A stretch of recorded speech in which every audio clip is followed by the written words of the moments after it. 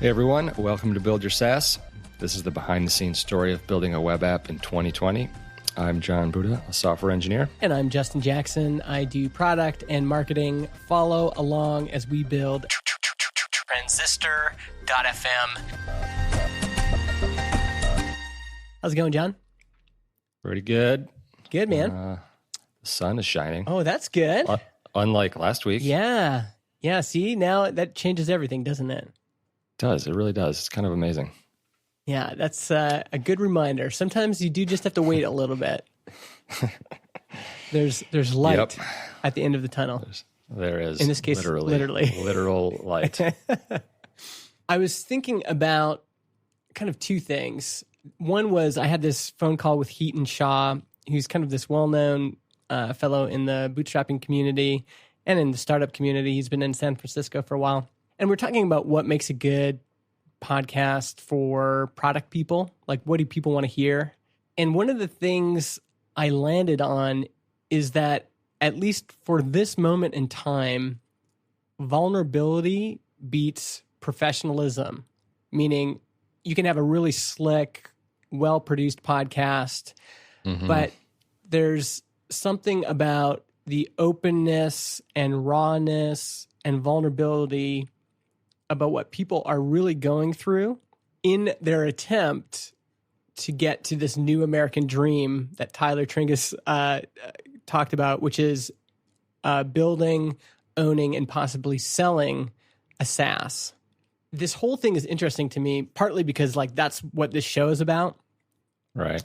And also just because we see a lot of podcasts, and it made me think about, this show here. What, how are you feeling right now? Like, how would you describe your feeling today at this moment in time? At this moment?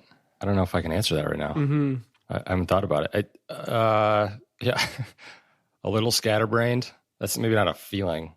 I suppose there's just generally a low level of anxiety around what might happen, which I guess is anxiety, right? It's like you're worrying about things that might happen, which is sort of pointless. Can you tell me more about that? Like what kinds of things do you worry about? Just the business, or what's going on in the country or the world and how that might affect things in the future. Mm-hmm. And how that might specifically affect the business? Yeah, well, the business, or just how would we handle certain events of I don't know, some sort of economic downturn, what would happen? Or I don't know. I feel like there's something coming that's not going to be good, and I don't know what it is. Yeah. And so you have, and I'm not worried about the coronavirus. I don't think that's necessarily, that one is super worrisome, but I don't know, the general direction of the United States and some other countries. Do you think, did you have that same kind of anxiety when you were working for a company? Did you worry about that stuff? Not necessarily, no. Because I wasn't necessarily in control of what was going to happen. Yeah. Even that's interesting because, rationally, the risk is the same. If there's a downturn in the economy, that could mean that people are buying less board games, which could mean, right, your job would be at risk. But you're saying now that you are an owner, there's this kind of baseline anxiety of what will happen. Yeah, which kind of sucks because it sort of removes you from enjoying the moment. And there's there's obviously a ton of stuff we have to be, proud of and happy about. And I think it's sometimes easy to get out of that mindset of this is actually going really well. We should be happy with it and proud of it. It certainly could all crash down. Everything ends at some point, but is it worth worrying about it, or just sort of focusing on kind of what's going on now?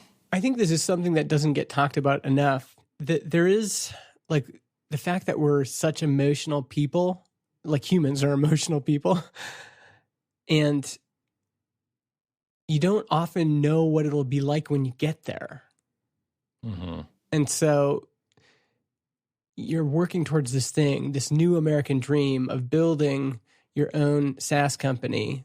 a lot of us are building this for very good reasons. Some of which are kind of structural. Like, I guess that's the flip side of that coin, is that some people build these businesses because, the middle class is shrinking, because real wages haven't increased since the 70s. Like, Right. adjusted for inflation, their average person is making the same as someone did in the 70s, but everything else has gotten more expensive. The fact that, the average commute has gotten longer. That was like one of the big ones for me, is I was like, I just got to get out of this car. Yeah, the wage stuff is concerning, and that's why when our current president is like, the economy's great, everything's going great, is just total bullshit. Mm-hmm. Because the stock market is great, people have jobs, but the jobs suck. Yeah. The stock market going up doesn't really affect most people. It just makes rich people richer, essentially. Yeah. So like that's the stuff that is concerning.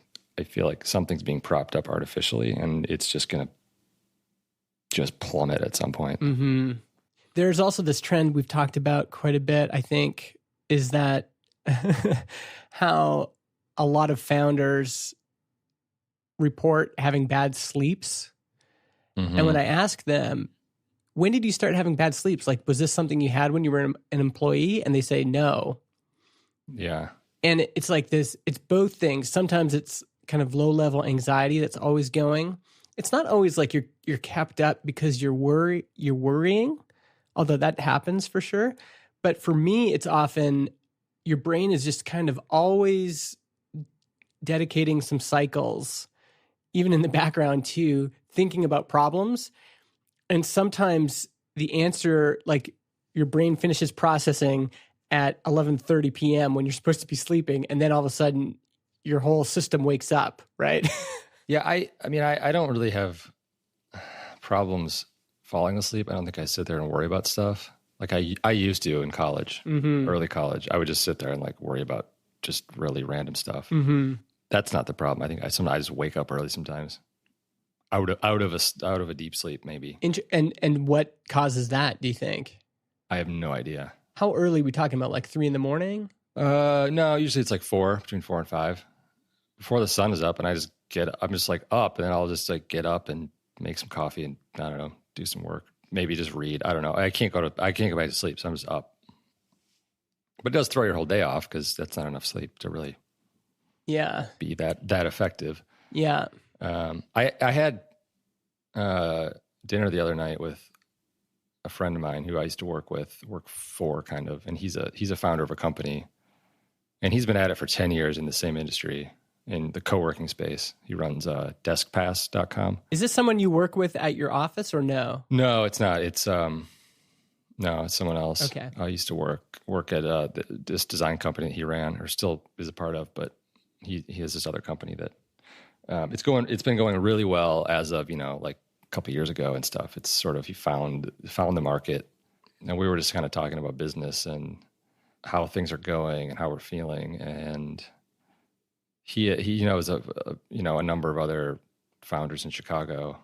He was talking to somebody, I forget which company it was, but he's like, they had sort of grown a bunch. They got funding, and I think they were talking. He's like, you kind of expect it to, as you reach a certain level, for it to get easier. And he's like, it just gets harder. Like it doesn't, like the bigger you get, the harder it gets. It doesn't get any easier, which like kind of makes me, really want to stay small. Mm-hmm.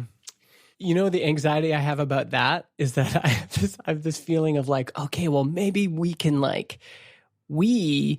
operate in a way that sidesteps that whole thing where, when Jason Fried says it doesn't get easier, it gets harder. And when people say, when Jason Cohen says, well, you have to grow, and that means things get more complicated.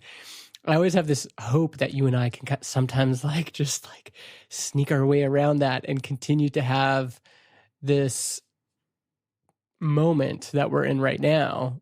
Part of me feels like it must be possible, because I do know some founders that are way more zen than others.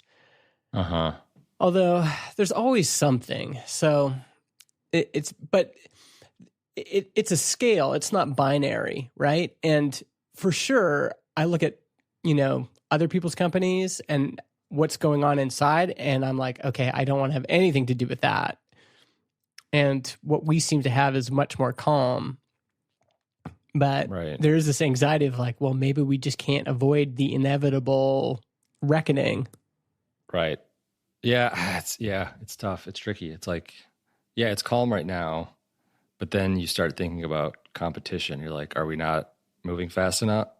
Like, I know we've talked about trying to ignore competition in the past, and I still think that's mostly a good idea, but it's like sometimes you can get the mindset of like, oh man, we're falling behind.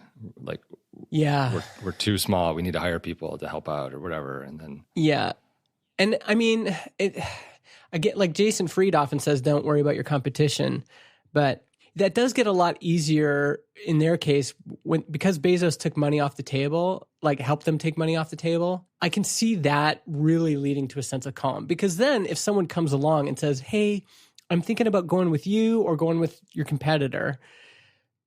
I mean, there's part of me, and to be honest, like when we were growing fast, when people were like, hey, I'm considering you or the competitor, I was like, well, if you're, I'm not going to like bend over backwards to convince you. Like, here's kind of the facts. Here's what it's like. Here's why I think we're better. But I'm not going to beg you to come and be a Transistor customer. Again, like we're still growing, but growth has definitely slowed compared to what it used to be. And now I have this feeling of, oh, exactly what you said. Like, oh, well, maybe we should just care more because, it's easy.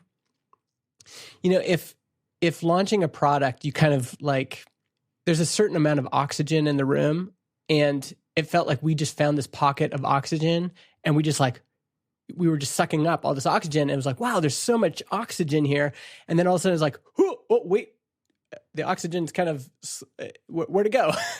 and part of that is because there's new competitors that are sucking up the oxygen. Part of that's because podcasting still isn't growing that much, right? Year over year. And so there's only so many new podcasts that get created every year.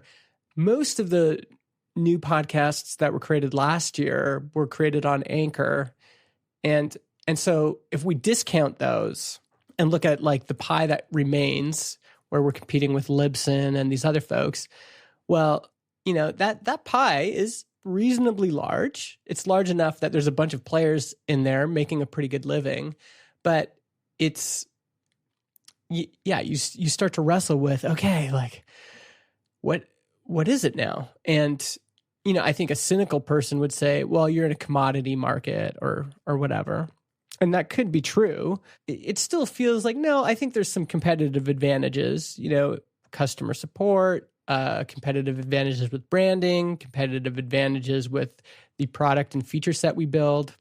And it still feels worth it for us to think about what's going to be kind of the next feature we build that's going to help us set ourselves apart. There's a flip side to that too,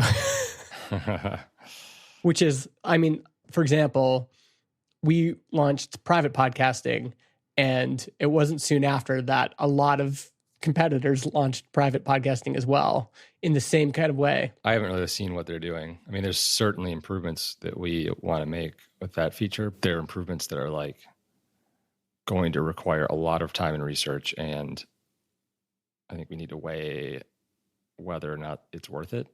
Like, it's going to be tough. I don't think we really have landed on what the next thing we're going to do is. Yeah. I mean, here's another thought that I think might resonate with Jim, who's listening right now. I don't know who Jim is. If you're Jim, say hi on Twitter. Like, is there a Jim that's just like, what fuck? What? That's me. That's me. Another thought for bootstrappers is one of the advantages of launching in a market that has this momentum, meaning it's either growing fast or you have an unnatural advantage in the market where you can acquire a bunch of customers, or there's just a lot of untapped demand. is that for us, we grew quite quickly to the point we're at now. And now we have this base of revenue. We have been profitable every single month, right? And there isn't this pressure. We have margin. And a lot of business is kind of a war of attrition.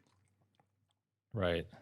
Meaning, if there might be some real hotshot competitors that are around right now, but if they can't pay their bills every month, how long are they going to last? Yeah, I mean, there's a lot of freedom and flexibility with what we have going as far as profitability. Mm-hmm.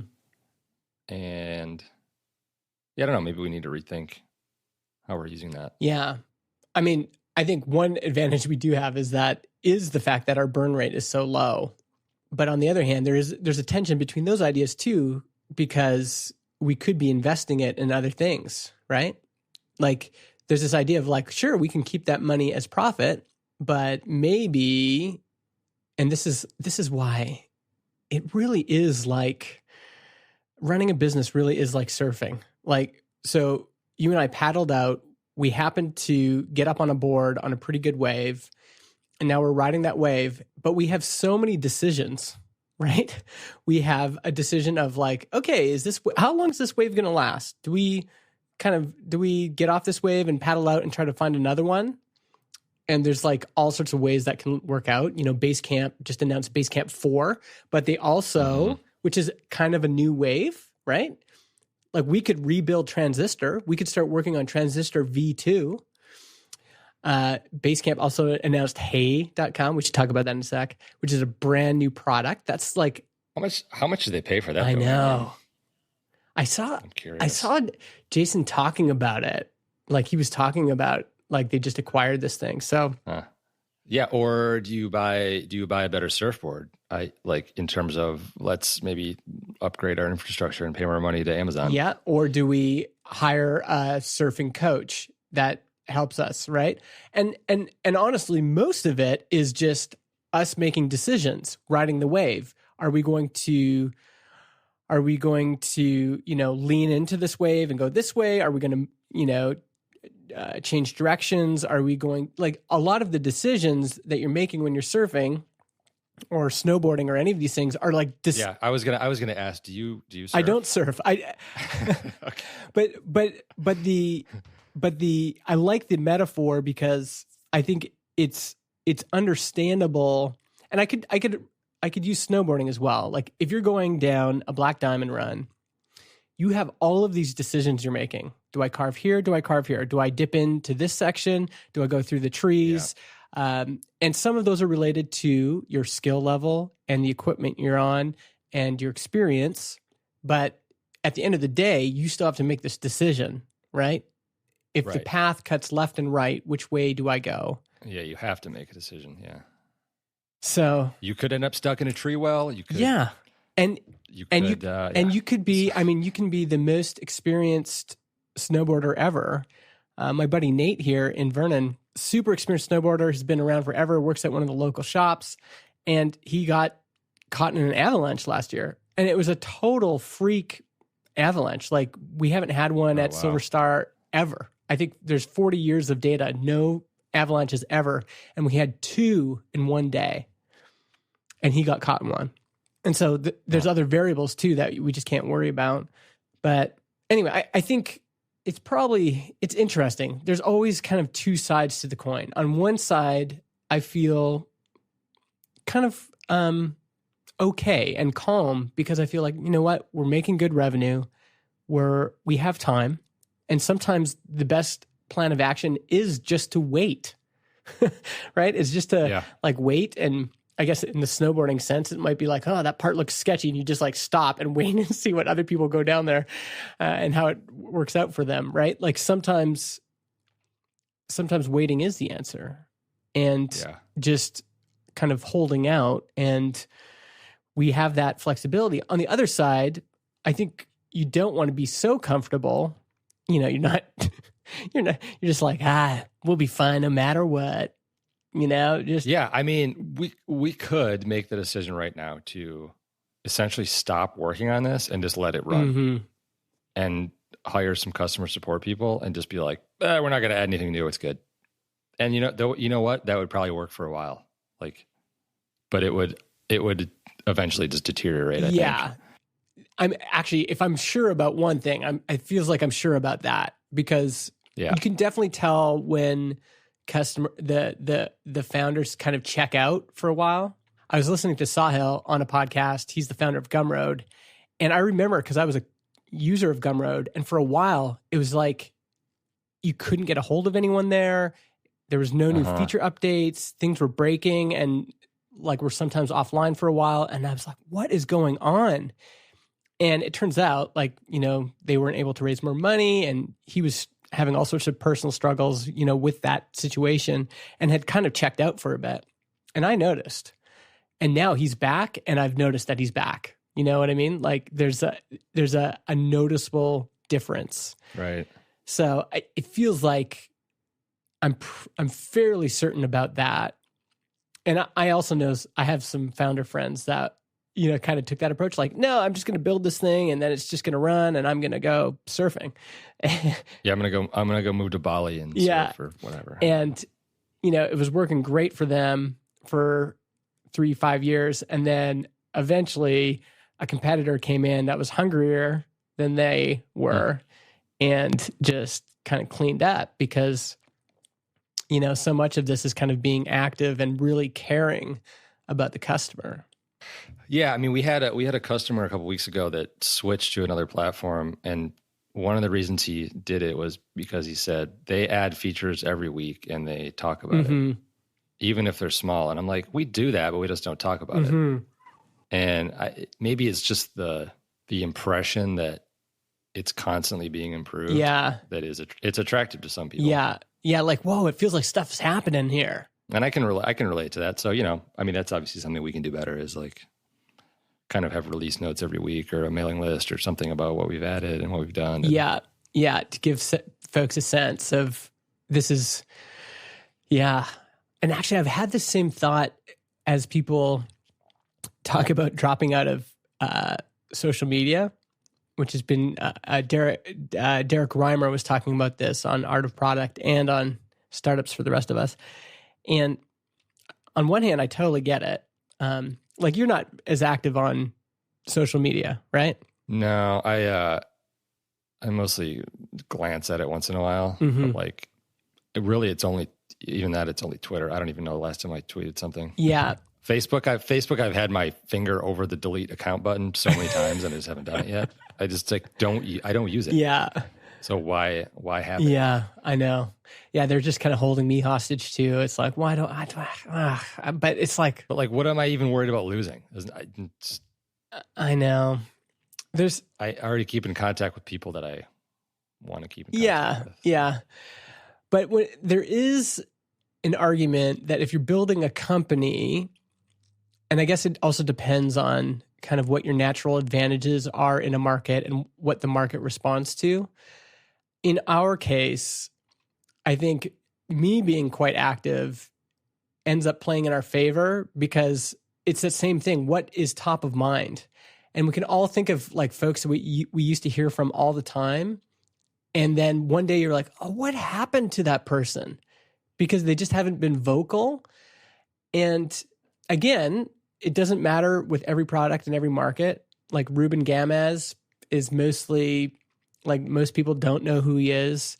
He's on Twitter, but he doesn't have like a huge following there. And he's built a great business off of just kind of optimizing search. On the other hand, there's a few people I used to remember, like, I remember, they were so active and just being top of mind, being present, being visible, being in the conversation. There's an advantage to that. And you can also go overboard.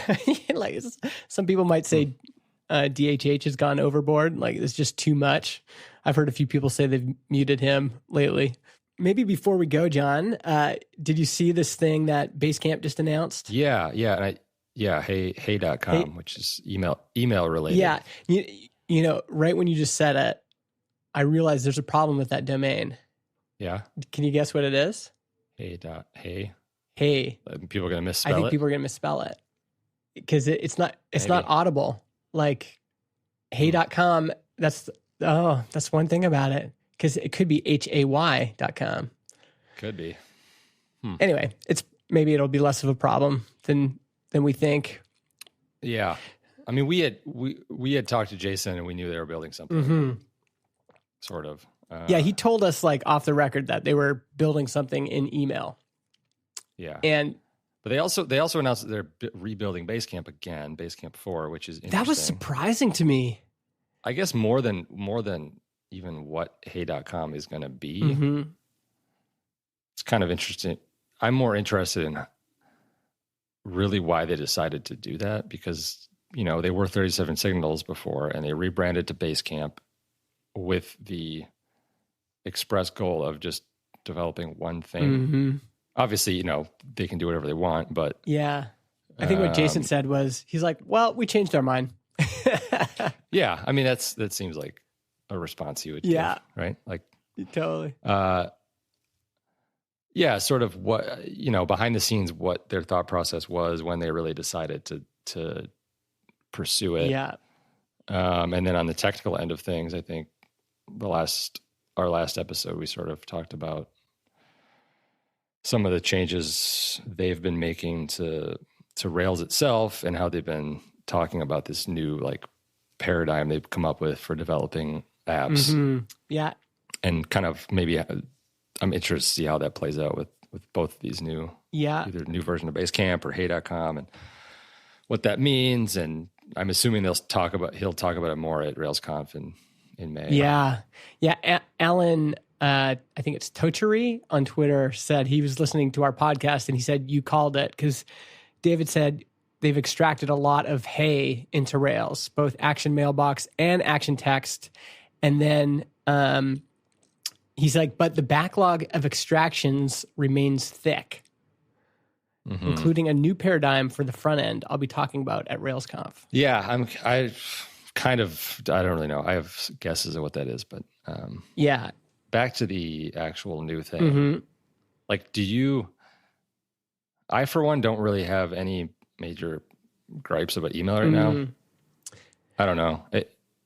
I'm interested to see what it solved. There's all these email apps that have come out and gone, maybe gotten purchased and closed down, where it's like they're trying to fix something where it's like you can snooze emails, you can prioritize emails, you can all this stuff. And I just personally, none of it really resonated.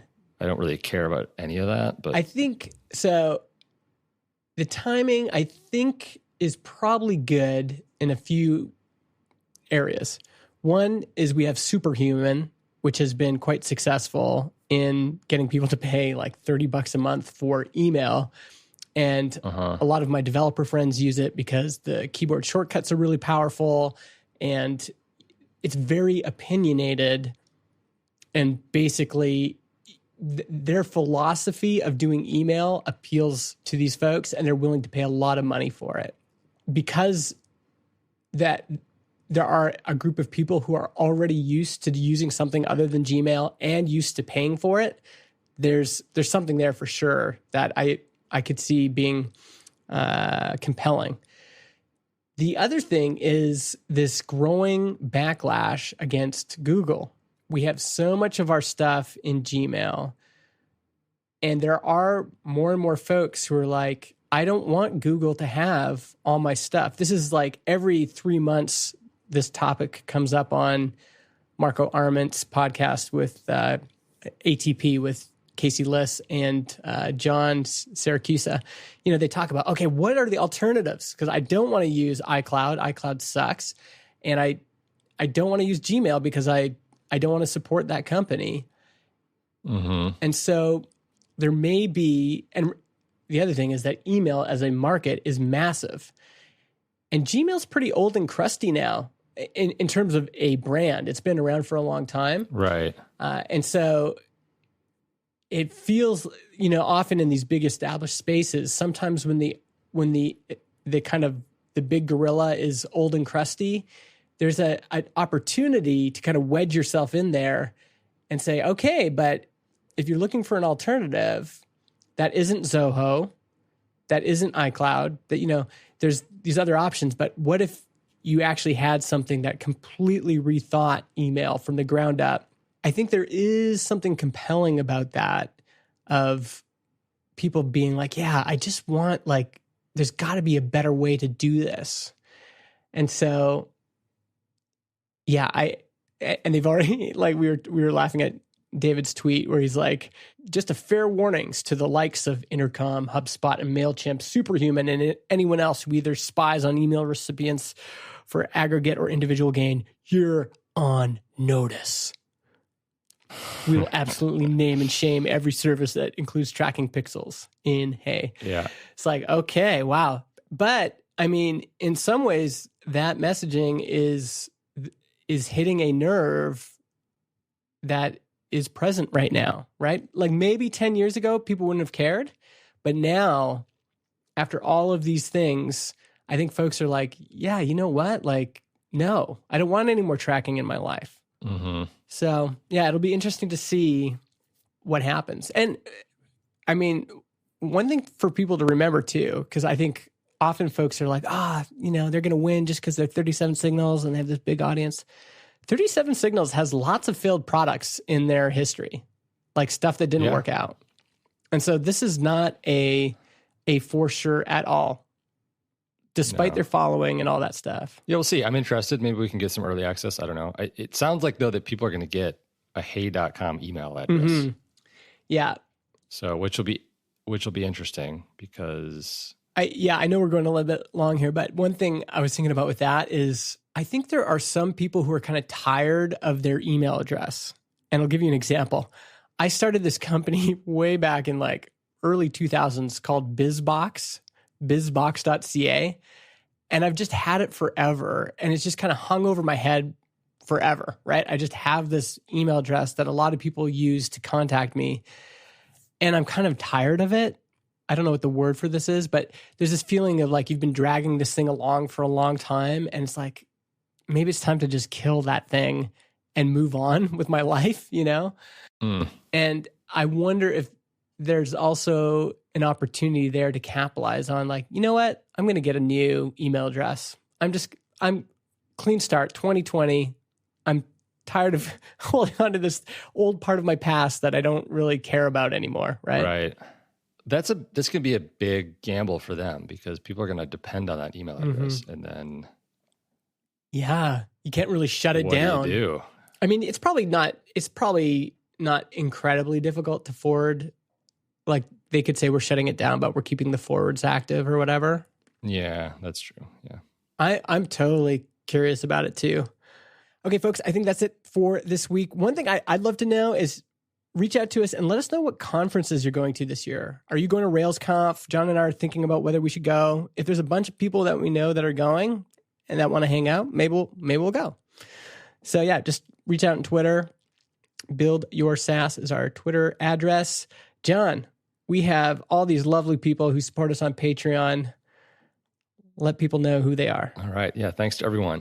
We have Mason Hensley, Borges Solar. Oh yeah, we didn't hear back from. Is it Boria or Solar? Boria or yeah, Borja Soler. I don't know. I mean, reach out to us. Yeah. We have Ward Sandler, Eric Lima, James Sowers, Travis Fisher, Matt Buckley, Russell Brown, Evandro Sassi, Pradyumna Schembecker, Noah Prail, Robert Simplicio, Colin Gray, Josh Smith, Ivan Kirkovic, Brian Ray, Shane Smith, Austin Lovelace, Simon Bennett, Michael Sitver, Paul Jarvis, and Jack Ellis. My brother Dan Buddha. Your brother, yeah. I think we need to get the whole Buddha clan on here. I think Dan's been holding. He's been carrying the torch too long. I think we need to get mom and dad and some uncle. Let's get some Uncle Buddhas in here. Yeah, some Uncle Buddhas. Sure. That's a call out if they're listening. Yeah, which they probably aren't. Darby Frey, Samori Augusto, Dave Young, Brad from Canada, Sammy Schukert, Mike Walker, Adam Devander, Dave Junta, and Kyle Fox at GetRewardful.com. Thanks, everyone. We will see you next week.